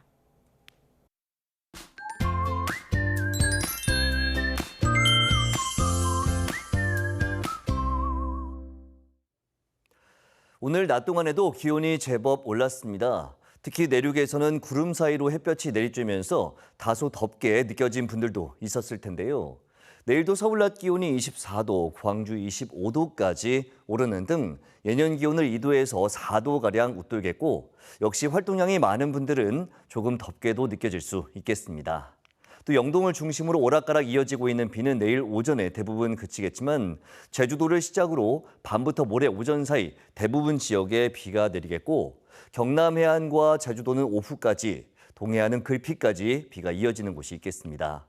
비의 양은 대부분 10에서 50mm가 되겠고 영동은 최고 60mm로 가을비치고 많은 비가 예상되는데요. 잦은 비로 지반이 약해져 있는 만큼 대비 더욱 잘해주시기 바랍니다. 내일 아침 기온은 서울 16도, 광주 17도, 대구 17도로 오늘과 비슷하거나 조금 낮겠습니다. 낮 기온은 서울 24도, 대전 24도, 부산 26도로 오늘과 비슷하거나 조금 높겠습니다. 비가 그친 뒤 찬 공기가 유입되면서 휴일부터는 기온이 급격히 떨어질 전망입니다. 날씨 정보였습니다. 목요일 뉴스나이트 마칩니다. 시청해주신 여러분 고맙습니다.